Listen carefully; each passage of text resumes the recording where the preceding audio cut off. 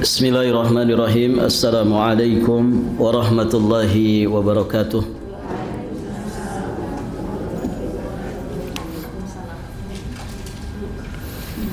Alhamdulillahi rabbil alamin. Wassalatu wassalamu ala ashrafil anbiya'i wa imamil mursalin, nabiyyina Muhammadin alaihi afdalus salati wa atammu taslim, wa ala alihi wa ashabihi ajma'in, wa sallama tasliman mazidan ila yaumiddin, thumma amma ba'd.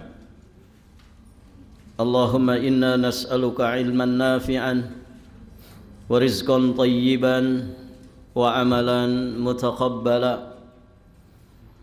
Allahumma 'allimna ma yanfa'una wanfa'na bima 'allamtana wa zidna ilman.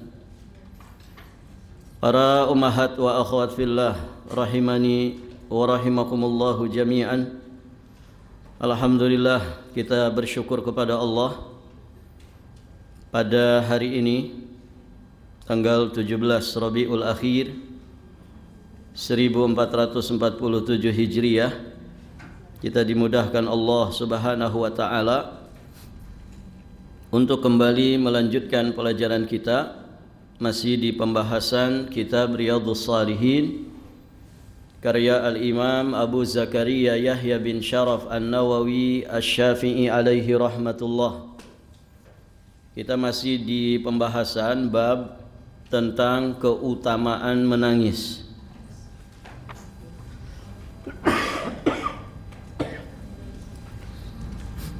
Kita sampai di hadis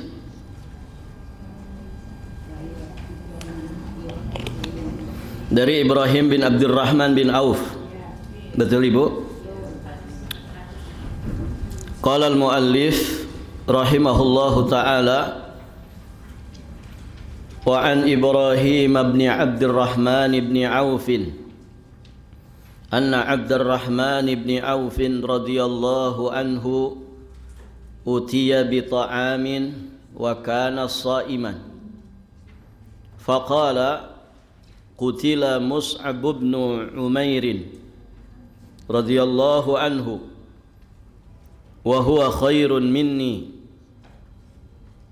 falam yujad lahu ma yukaffanu fihi illa burdatun in ghuttiya biha ra'suhu badat rijlahu wa in ghuttiya biha rijlahu bada ra'suhu thumma busita lana minad dunya ma busita aw qala u'tina minad dunya ma u'tina qad khashina an takuna hasanatuna ujjilat lana thumma ja'ala yabki hatta taraka at-ta'am. Rawahu al-Bukhari. Dari Ibrahim bin Abdurrahman bin Auf bahwasannya pada saat makanan dihidangkan kepada Abdurrahman bin Auf radhiyallahu taala anhu.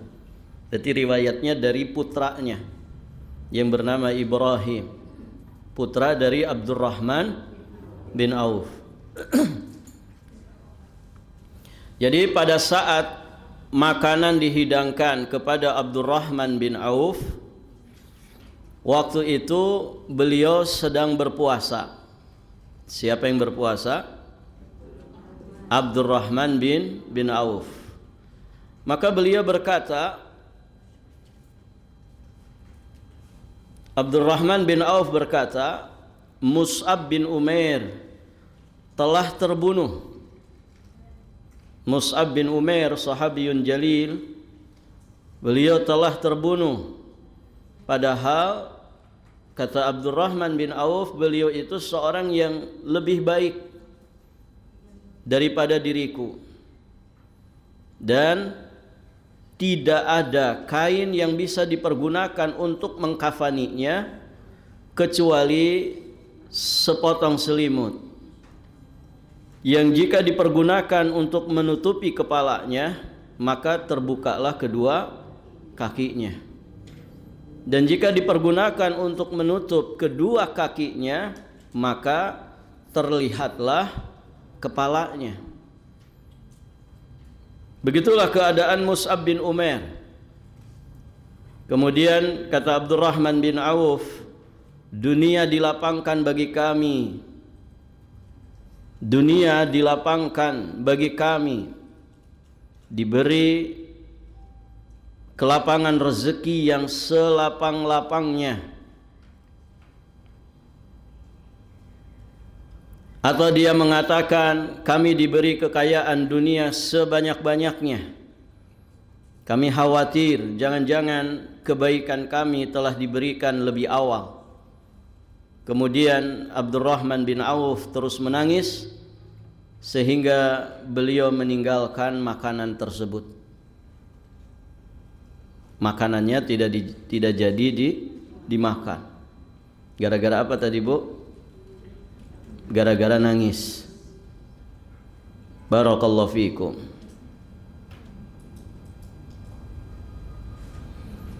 Baik, ibu-ibu yang dirahmati Allah, kaitannya dengan pembahasan bab adalah keadaan Abdurrahman bin Auf yang dikisahkan di penghujung hadis. Beliau ja'ala yabki hatta taraka ta'am, terus menerus menangis sampai makanan yang dihidangkan pun ya tidak dimakannya. Kenapa beliau menangis? Kenapa Abdurrahman bin Auf menangis di sini? Rasa takut beliau kepada Allah Subhanahu wa taala, khawatir hasanatuna ujilat lana. Beliau khawatir bahwa balasan atas amal solehnya disegerakan di dunia, sehingga tidak memiliki simpanan di kehidupan akhirat. Dan kita sama-sama mengenal Abdurrahman bin Auf itu termasuk apa, Ibu? Sahabat yang diberi anugerah kekayaan. Saat beliau datang ke kota Madinah, ditawarkan ya oleh Muhajir, ditawarkan oleh Ansar yang dipersaudarakan dengan beliau untuk kemudian barakallahu fikum mengambil sebagian hartanya dibagi dua, bahkan disuruh melihat mana di antara para istrinya yang disukainya, maka akan diberikan setelah nanti diceraikan. Barakallahu fikum. Ternyata beliau hanya meminta, tunjukkan kepadaku di mana pasar kalian. Barakallahu fiik. Ya, karena beliau orang yang pandai berdagang. Dan Muhajirin, orang-orang Mekah itu memang orang-orang yang dikenal ya sebagai orang-orang yang pandai berdagang. Beda dengan Al-Ansar. Al-Ansar lebih dikenal dengan pertaniannya. Baik, ibu-ibu yang dirahmati Allah. Nah, beliau itu khawatir keberlimpahan yang Allah Subhanahu wa taala berikan itu adalah kebaikan yang didahulukan di dunia, sehingga ternyata di akhirat tidak memiliki simpanan lagi. Itu yang menjadikan beliau menangis. Taib, ibu-ibu yang dirahmati Allah. Beda dengan keadaan manusia di masa ini. Menangisnya karena apa, Ibu? Karena pajak naik, gitu ya. Karena seret rezeki, susah lapangan pekerjaan. Begitu kan? Ketika diberi keberlimpahan, tertawa-tawa dia. Na'udzubillah, kadang tertawanya itu di atas penderitaan orang lain. Joget-joget, tertawa-tawa, jingkrak-jingkrak ya di atas penderitaan orang lain. Nas'alullah as-salamata wal afiyah. Baik, ibu-ibu yang dirahmati Allah. Kita akan ambil beberapa pelajaran yang lain dari hadis yang mulia ini. Hadis ini memberikan pelajaran kepada kita tentang anjuran untuk mengingat perjalanan hidup orang-orang saleh dan orang-orang zuhud, agar seseorang itu tidak banyak bersandar pada dunia semata. Ini penting, Bu. Salah satu di antara buku bacaan yang seharusnya ada di rumah kita adalah buku bacaan tentang kisah orang-orang saleh. Mungkin yang ringkas-ringkas saja, begitu ya.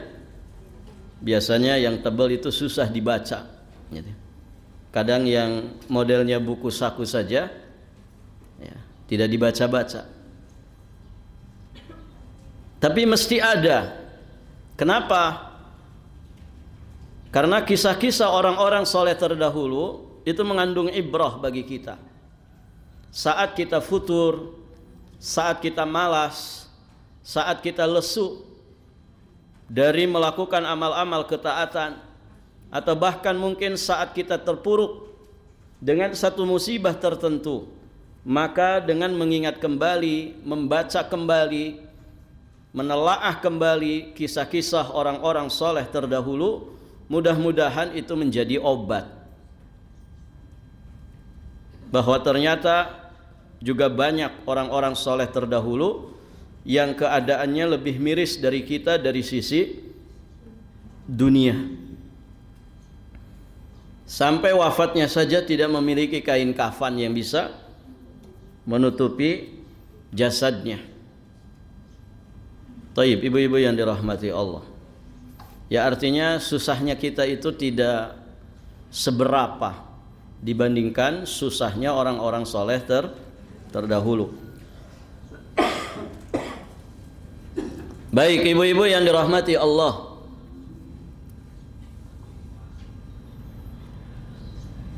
Pelajaran berikutnya,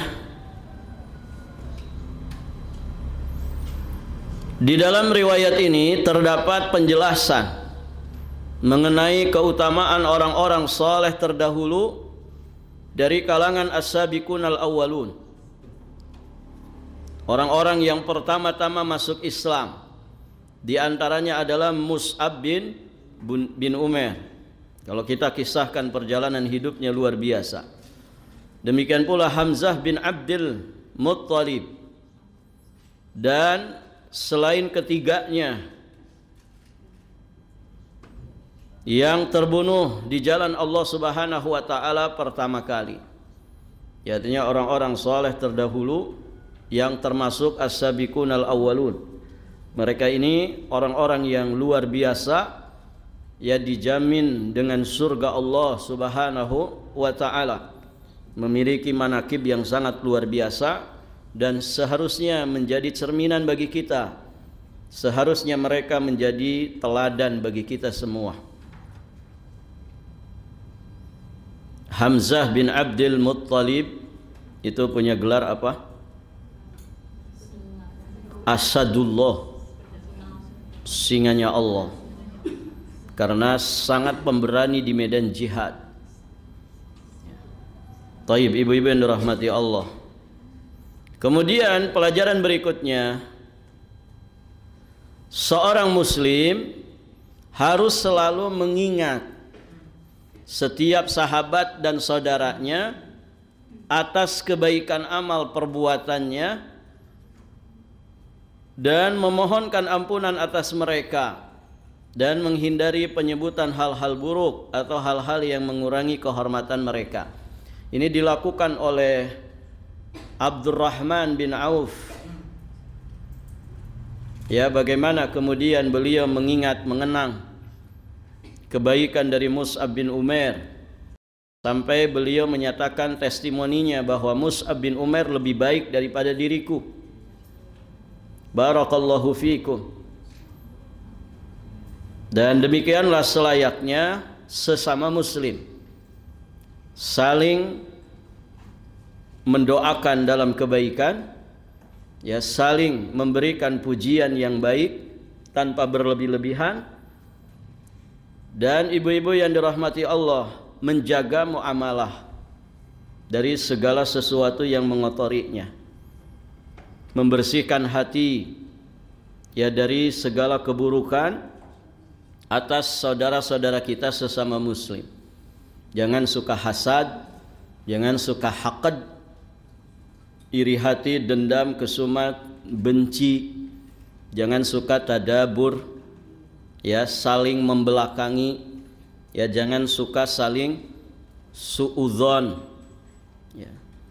Jangan suka saling mengolok-olok, mencela, menggibah, ya, menamimah atau mengadu domba. Nah, itu semua harus dihilangkan di dalam muamalah kita dengan sesama muslim. Dan barakallahu fikum, untuk perkara-perkara tadi kita mesti memiliki perhatian yang khusus, gitu ya. Ibu-ibu yang dirahmati Allah, jangan senang bermasalah sama orang lain. Masalah sendiri saja sudah banyak, gitu ya. Masalah kita sendiri saja sudah banyak, ya kan ibu? Pada punya masalah nggak di sini? Banyak, kelihatan kok, gitu kan? Orang-orang bermasalah semua, gitu. Taib. Masalah kita saja sudah banyak, ya. Kenapa senang ribut sama orang, gitu ya? Sama tetangga ribut, bahkan naudzubillah sama suami sendiri ribut, gitu ya. Hanya urusan-urusan sepele ribut, gitu. Coba ngerti dari dulu puluhan tahun, ya. Kalau mau masuk mobil itu bukain nah pintu nah, gitu ya. Gara-gara nggak dibukain pintu, gitu ya, ributnya 1 pekan, gitu ya. Ya, ibu-ibu yang dirahmati Allah, ya, ya dimaklumi suami kita sudah semakin tua, ya. Fokusnya mungkin lagi ke akhirat, gitu ya, nggak fokus ke ibu, gitu ya. Nah, yang gini-gini barakallahu fikum mesti diperhatikan. Ya, apalagi kita semakin tua, ibu ya. Ya, jangan semakin memperburuk keadaan hidup kita dengan cara kita memperbanyak musuh. Perbanyak teman, jangan perbanyak musuh. Taib. Saling peduli dengan sesama kaum muslimin, saling mendoakan, terutama bidzahril ghaib. Ya, mendoakan saat tidak di hadapan, gitu. Mungkin kelihatannya biasa saja, tapi sejatinya kita itu orang yang sungguh-sungguh serius di dalam mendoakan sesama muslim saat tidak bersama dengan mereka. Baik, ibu-ibu yang dirahmati Allah,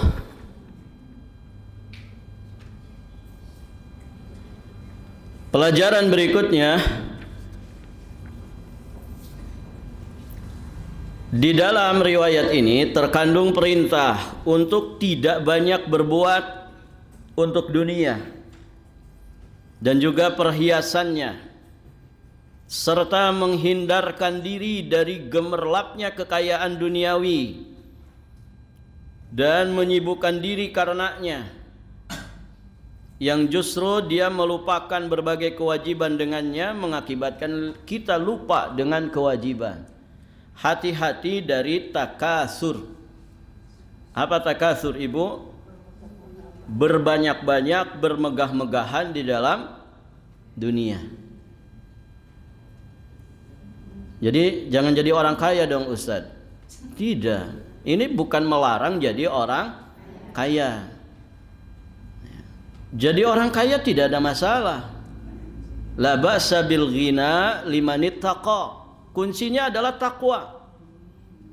Tidak mengapa jadi orang kaya, yang penting bertakwa. Kenapa? Karena hanya orang yang bertakwa yang mengerti manajemen keuangan.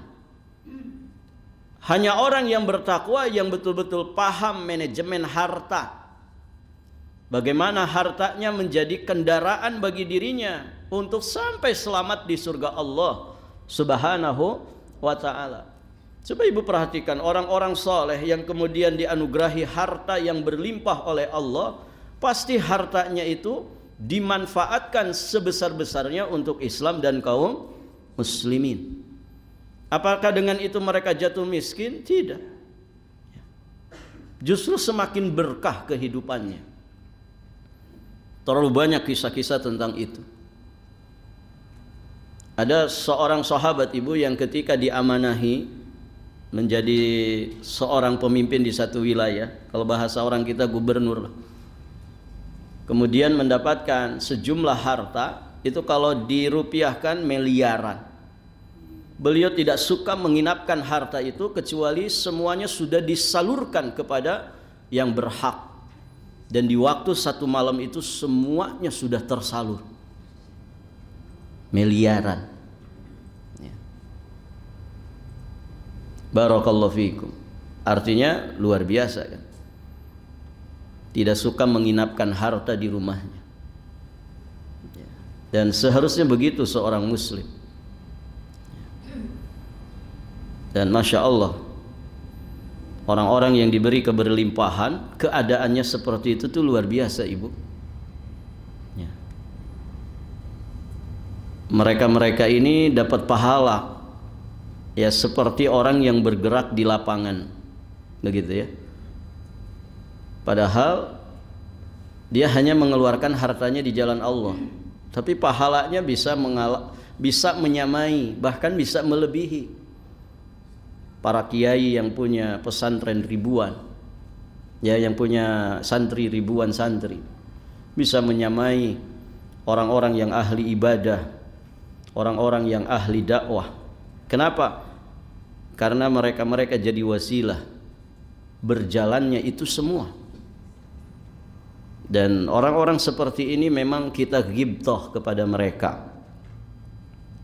Ibu-ibu yang dirahmati Allah, Imam Ibnul Mubarak itu, beliau ulama bukan ibu? Ulama besar dari kalangan tabi'in. Imam Ibnul Mubarak, ya, Bahrul Ulum, ilmunya itu luas seperti luasnya lautan. Dan beliau juga dianugerahi kekayaan.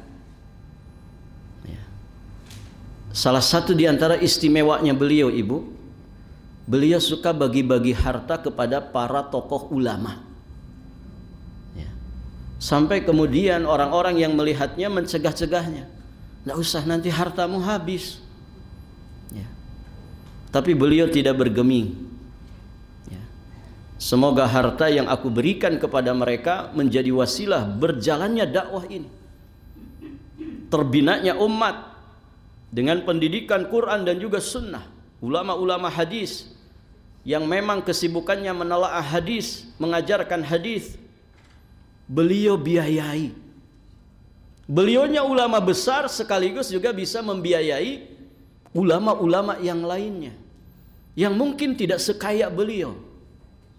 Wah, ini luar biasa ibu. Artinya beliau tidak mau kalah saing dalam masalah pahala dengan orang-orang kaya yang dermawan, yang tidak jadi ulama.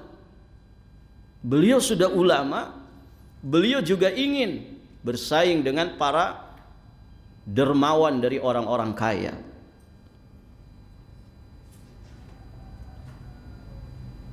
Nah, ini keutamaan yang luar biasa, ya, kepedulian yang begitu besar. Taib, ibu-ibu yang dirahmati Allah, dan seharusnya demikianlah, ya, kita itu berlomba di dalam kebaikan. Apapun yang Allah mudahkan kepada kita, begitu ya.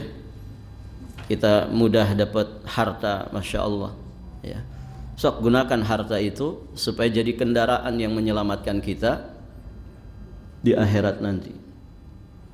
Ya, saya mengenal masya Allah ibu, hafizahullahu ta'ala, semoga Allah menjaganya.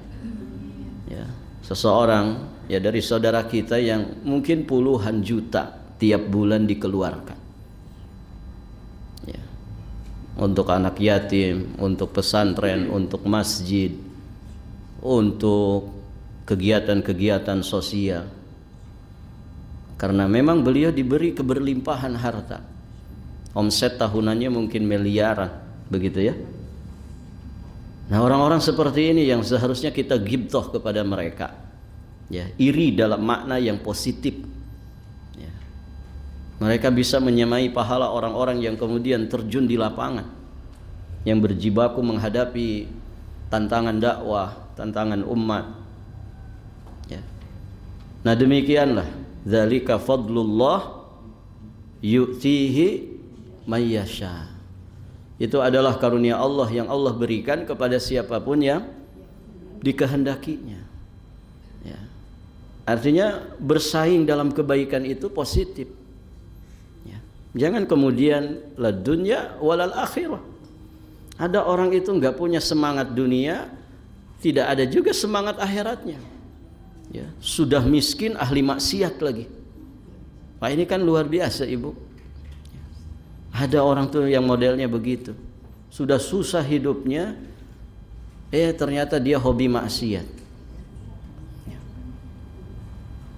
Nasallallahu al-afwa wal afiyah wassalam. Kemudian pelajaran berikutnya yang terkait dengan poin bab kita, besarnya rasa takut para sahabat kepada Allah.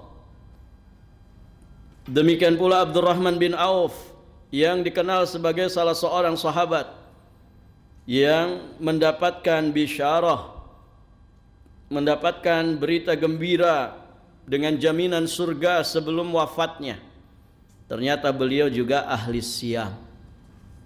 Beliau juga ternyata ahli puasa. Bahkan beliau selalu mengingat saudara-saudaranya yang terdahulu, saudara-saudaranya yang begitu istimewa, yang juga beliau bersaing dengan mereka dalam kebaikan. Dan beliau pun memiliki mangkibah, memiliki keutamaan di mana rasa takutnya kepada Allah begitu besar. Beliau merasa khawatir kalau amal perbuatannya itu tidak diterima di sisi Allah, dan beliau khawatir apabila berbagai kebaikannya telah diberikan balasan lebih awal di dunia. Karena balasan di dunia, namanya dunia itu terbatas. Ibu, senikmat-nikmatnya dunia itu kayak apa sih? Mana di sini yang paling nikmat dunianya? Apa coba nikmat dunia? Yang paling nikmat itu apa? Makanan misalkan. Ada orang menikmati makanan. Ya, makanan itu kan enaknya di lidah saja. Lewat tenggorokan sudah tidak ada rasa. Ya kan begitu, Ibu? Apa nikmatnya tidur? Nikmatnya tidur, terbatas. Ya. Paling 8 jam sehari semalam. Kalau kelebihan juga tidak enak. Ibu pernah kelebihan tidur? Ya, pernah, Bu? Gimana rasanya? Enak nggak? Tidak enak. Kita kayak ada di alam mana begitu kan? Tetap saja terbatas. Apalagi nikmatnya punya pasangan misalkan. Nikmat tidak, Ibu? Ibu punya suami nikmat? Yang jawab satu orang. Jangan-jangan menderita semua ya. Ya, nikmat punya suami ya sebatas sekadarnya saja. Kalau besok dia meninggal dunia lebih dulu, ya sudah selesai berarti kan. Semoga kita panjang umur di atas iman dan takwa. Apa nikmatnya? Apa lagi? Harta. Apa nikmatnya harta, Ibu? Terbatas, semua terbatas. Dan hitungannya kecil, remeh, temeh. Ya. Hitungannya sedikit, terbatas. Ya. Sok, yang punya harta apa semuanya bisa dinikmati. Yang rekeningnya miliaran itu, kita juga bisa tinggal bikin saja buku tabungan, tulis, gitu ya, sekehendaknya. Sekalian tulis 1000 T, gitu kan. Dan tidak bisa dinikmati semua. Bahkan mungkin dia keburu mati sebelum menikmati harta. Terbatas, semuanya terbatas. Ya. Walal akhiratu khairul laka minal ula. Ya. Sungguh akhirat itu lebih baik bagimu dari kehidupan pertama. Apa itu? Kehidupan dunia. Akhirat tetap jauh lebih baik. Ya. Maka dunia itu ya sekadarnya saja. Sekadarnya saja. Kata orang Jawa apa? Ojo ngoyo. Ya. Biasa saja. Dan sekeras apapun kita mengejar dunia, dunia itu akan memberikan kepada kita sesuai dengan kadar yang Allah tetapkan. Begitu kan? Maka semuanya untuk kepentingan akhirat. Wabtaghi fima ataqallah ad-daral akhirah wa la tansa nasibaka minad dunya. Baik, ibu-ibu yang dirahmati Allah. Jadi miskinnya kita disabari, kayaknya kita disyukuri, sudah begitu saja. Ya, hidup ini simpel, tidak usah diribet-ribet. Taib. Kemudian pelajaran berikutnya, selayaknya dalam masalah ketaatan, seseorang itu melihat kepada orang yang berada di atasnya. Beda dengan urusan duniawi. Lihatlah kepada orang yang di bawahnya. Untuk urusan kebaikan akhirat, lihat orang-orang di atas kita. Kalau ibu sudah bisa baca Quran, jangan melihat orang yang masih iqra. Paham maksudnya ibu? Alhamdulillah sudah bisa baca Quran. Masya Allah, si fulana ya sudah belajar tajwid. Ya, saya belum bisa ini, belum mantep bacaannya. Ayo belajar supaya semangat. Ya, mending saya sudah Quran. Tuh teman saya masih iqra. Gitu. Iqra 3 lagi, gitu. Masih 3 iqra lagi. Jangan begitu. Kenapa? Karena orang seperti itu biasanya tidak ada peningkatan. Gitu. Lihat yang di atas kalau kebaikan akhirat. Beda dengan dunia. Kalau dunia, lihat yang di bawah. Lihat yang di bawah, Bu. Jangan lihat yang di atas kursi. Ya. Kadang bikin sesek gitu ya. Lihat saja yang di bawah. Supaya apa? Supaya kita merasa bahwa nikmat Allah yang Allah berikan kepada kita itu lebih besar. Sehingga ada dorongan kuat untuk bersyukur kepada Allah, ridho dan puas dengan apa yang ada pada diri kita. Taib, ibu-ibu yang dirahmati Allah. Lanjut. Wa an Abi Umamah Sudai ibn Ajlan Al-Bahili radhiyallahu ta'ala anhu ani Nabi sallallahu alaihi wasallam qala laisa syai' ahabba ila Allah ta'ala min qatratain wa atharain qatratun min dumu'in fi khasyatillah wa qatratu damin tuhraqu fi sabilillah wa amal atharani fa atharun fi sabilillahi ta'ala wa atharun fi faridatin min faraidillahi ta'ala rawahu at-Tirmidzi wa qala haditsun hasan.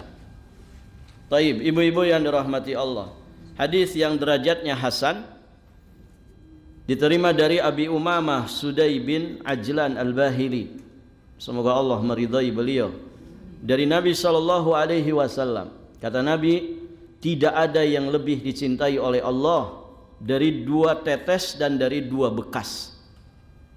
Qatratain wa atharain. 2 tetes dan 2 bekas. Yakni tetes air mata karena takut kepada Allah dan tetesan darah yang mengalir pada saat berjuang di jalan Allah. Tetes air mata dan tetes darah. tetes air mata karena takut kepada Allah, tetes darah karena berjihad di jalan Allah. Kemudian asarain yang dicintai Allah Subhanahu wa taala, yang pertama adalah bekas berjuang di jalan Allah. Orang punya luka misalkan. Sebagian sahabat kan ibu ada yang hidungnya kesabet pedang, bekas jihad. Nah itu yang dicintai Allah. Ada yang tangannya buntung, ada yang kemudian badannya dipenuhi dengan luka, bekas sayatan pedang, bekas tusukan tombak, bekas tertancapnya anak panah. Barakallahu fikum. Nah itu bekas-bekas yang dicintai Allah, bekas jihad di jalan Allah Subhanahu wa taala. Kemudian bekas menjalankan salah satu dari berbagai kewajiban terhadap Allah. Ibu kenapa pincang? Ustaz, waktu saya haji terkilir. Nah itu namanya apa bu? Bekas menjalankan kewajiban. Kenapa itu jidatnya sampai hitam 2? Oh ini atharu as-sujud, ya, karena bekas sujud. Artinya bukan buatan, ini alamiah terjadi begitu saja. Ya bukan berarti yang tidak punya seperti itu berarti tidak pernah sujud. Gitu ya. Taib. Nah bekas menjalankan kewajiban itu juga dicintai Allah Subhanahu wa ta'ala. Dari riwayat ini jelas menunjukkan keutamaan menangis karena takut kepada Allah, karena tangisan itu merupakan bukti keimanan kepada Allah, ya, iman yang sangat jujur kepadanya. Kejujuran iman itu ya salah satu buktinya adalah tangisan karena takut kepadanya, tangisan karena dia memuhasabah dirinya tentang apa yang akan dia alami dari perjalanan akhiratnya. Dan di sini juga menunjukkan keutamaan dari jihad dan juga pahala bagi orang yang terluka, yang keluar darahnya pada saat berjuang di jalan Allah, sehingga yang tersisa padanya adalah bekas lukanya. Dan banyak para sahabat, para tabi'in yang keadaannya seperti itu. Nah itu semuanya dicintai Allah Subhanahu wa ta'ala. Jangan ada luka di tubuh kita ini ketika ditanya ini bekas apa, ya, dulu saya pecandu gitu ya. Misalkan kenapa lehernya gerak-gerak terus, yaitu dia kena saraf saya. Kenapa kena saraf? Ya narkoba gitu. Bekas-bekasnya bekas-bekas maksiat. Barakallahu fikum. Nas'alullah al-afwa wal afiyah wassalam. Kenapa penyakitan begitu? Bekas zina gitu ya. Karena ada penyakit yang gara-gara zina ibu. Na'udzubillah tsumma na'udzubillah. Sepiliskah, raja singa kah, apalagi namanya bu, HIV gitu, autoimun ya, atau apapun itu,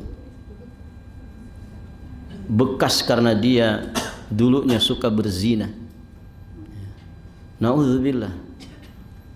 Jadi punya bekas itu adalah bekas-bekas kebaikan, bekas-bekas kebaikan.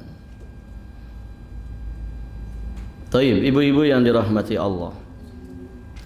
Di sini juga ada keutamaan bertaqarrub kepada Allah dengan berbagai hal yang telah diwajibkan kepada para hambanya.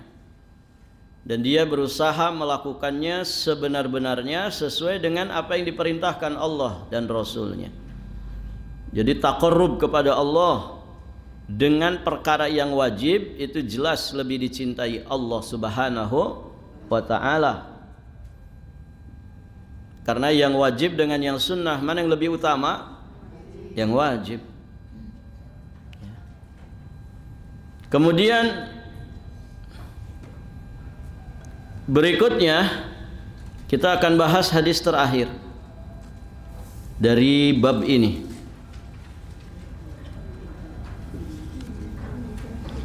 Hadis Irbad bin Sariyah radhiyallahu taala anhu. Beliau berkata, wa'adhana Rasulullah sallallahu alaihi wasallam mau'izatan wajilat minhal qulub wa dharafat minhal uyun. Dari Irbad bin Sariyah beliau berkata, Rasulullah sallallahu alaihi wasallam pernah memberikan nasihat yang sangat mendalam kepada kami. Nasihat yang begitu mengena kepada kami. Nasihat yang dapat menggetarkan hati dan mencucurkan air mata. Hadis ini, ibu-ibu yang dirahmati Allah, ini sudah pernah dibahas di hadis nomor 157 dalam bab perintah untuk memelihara sunnah. Karena kelanjutan hadis ini adalah wasiat Rasulullah supaya kita bertakwa kepada Allah, mendengar dan taat ya kepada para pemimpin, walaupun yang memimpin kita itu adalah seorang budak Habasyah. Kemudian Nabi SAW mengingatkan kita tentang ya sunnah, mengingatkan kita tentang bid'ah, dan memerintahkan kita untuk berpegang teguh dengan sunnah itu ya, dan menjauhkan kebid'ahan. Ini sudah pernah kita bahas. Nah, poinnya di sini adalah nasihat yang disampaikan oleh Nabi ini, wejangan yang disampaikan oleh Nabi ini menggetarkan hati dan menjadikan air mata bercucuran. Dan demikianlah ibu-ibu yang dirahmati Allah, nasihat itu ketika merasuk, mengena ke dalam hati, bisa saja mengakibatkan seseorang itu muncul rasa takutnya kepada Allah, ya, rasa takutnya kepada siksa Allah, sehingga menjadikan dirinya menangis karena rasa takut kepada Allah tersebut. Dan itu menjadi satu keutamaan tersendiri, satu fadilah tersendiri, ya, menunjukkan bahwa orang ini memiliki hati yang hidup, bahkan memiliki hati yang sangat sehat, sehingga ketika mendengarkan nasihat mudah sekali hatinya itu tersentuh dan menjadikan dirinya semakin lebih baik di sisi Allah Subhanahu wa taala, zahiran wa batinan, baik secara lahir ataupun batin. Baik ibu-ibu yang dirahmati Allah, alhamdulillah bab ini sudah selesai kita bahas. Berikutnya insyaallah taala nanti kita akan lanjut ke bab berikutnya tentang keutamaan zuhud, tentang keutamaan zuhud terhadap kenikmatan dunia dan perintah untuk hidup sederhana, yakni mensedikitkan kenikmatan-kenikmatan dunia, dan keutamaan orang-orang yang hidup sederhana, orang-orang yang hidup dalam kefakiran. Taib, ibu-ibu yang dirahmati Allah, ini kita bahas nanti saja di pembahasan awal dalam bab zuhud ini. Sebagaimana biasa, muallif rahimahullahu taala akan menyampaikan beberapa ayat. Nah, di sini ada sekitar 7 ayat yang Imam Nawawi sampaikan sebelum masuk ke pembahasan hadis-hadis seputar zuhud, seputar hidup sederhana dan juga keutamaannya. Insyaallah taala ini kita bahas di kesempatan berikutnya biidznillah. Barakallahu fikum. Baik ibu-ibu yang dirahmati Allah, saya kira cukup dulu pembahasan kita sampai di sini. Subhanakallahumma wa bihamdik, asyhadu an la ilaha illa anta astaghfiruka wa atubu ilaik. Assalamualaikum warahmatullahi wabarakatuh.